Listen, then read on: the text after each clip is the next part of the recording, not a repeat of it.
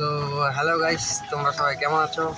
তো আজকে প্যাসেঞ্জার তো নাই, ফাঁকা টোটো নিয়ে যাচ্ছি, মাছ নিয়ে যাচ্ছি, তো গুড়ঝাড়ি মাছ নিয়ে যাচ্ছি।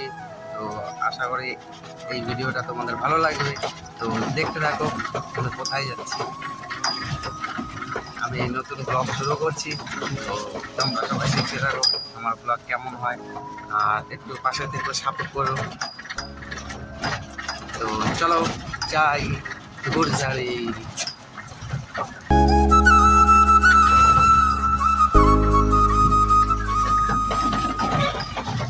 তো আমি এখন যা রাস্তাঘাটের অবস্থা, আমি এখন যাচ্ছি গুড়ঝাড়ি।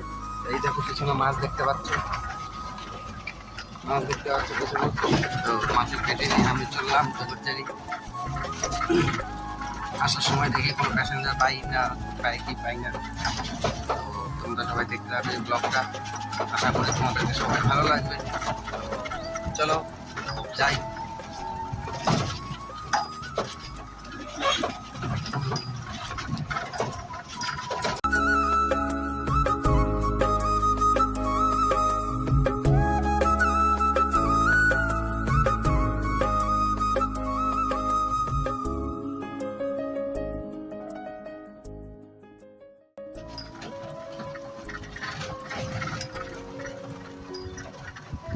তো চলে আসছে এখন, আর বেশি দূর না, গুড়ঝাড়ি।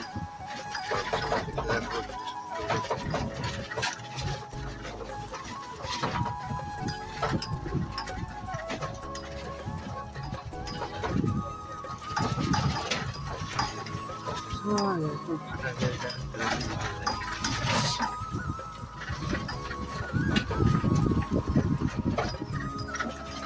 গ্রামের পরিবেশ আমার খুব ভালো লাগে। চারিদিকে গাছ জমির জায়গা, খুব ভালো লাগে গ্রামের পরিবেশ।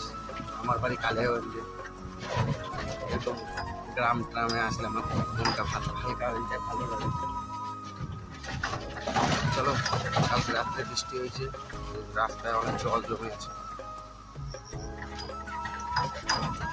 চলো যাই, কথা হচ্ছে গুড়ঝাড়ি যায়, কথা হচ্ছে মাছগুলো রাখবো, যার মাল হচ্ছে। আসার সময় দেখি কোনো প্যাসেঞ্জার পাই না, যদি পাই তো ভালো, নাহলে খালি টোটো নিয়ে আবার কালিয়াগঞ্জ চলে আসতে হবে। বাই, দেখা হচ্ছে, মাছ দেখা হবে। বাই। এইদিকে চলে গেছে বাংলাদেশের বর্ডার, আর এইদিকে চলে আসলাম গুড়ঝাড়ি। এই রাস্তা পার হলে গুড়ঝাড়ি চলে আসলো। তো আর কিছুক্ষণ বাকি পাটির বাড়ি যাইতে, মাছগুলা নামাইতে বা ব্যাক করে চলে আসবো।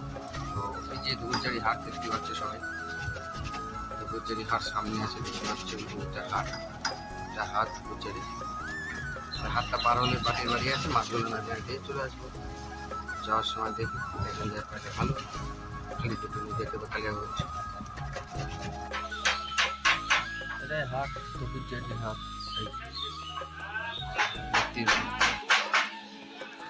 এটাই হাট।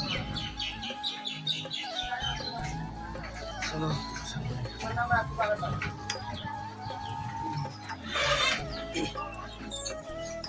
তো এখন নামাই দিলাম মাছগুলা, আমার গাড়ি এখন ফাঁকা, দেখতে পাচ্ছ মাছ নাই, তো সামনে এখানে নামাই দিলাম।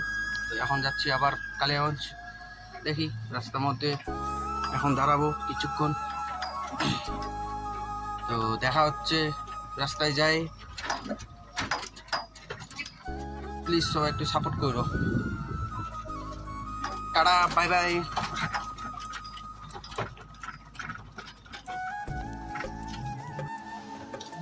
তো কালিয়াগঞ্জে চলে আসছি আমরা, অনেক প্যাসেঞ্জার ছিল, ট্রেন ধরবে, তাই জন্য ভিডিও করতে পারি নাই।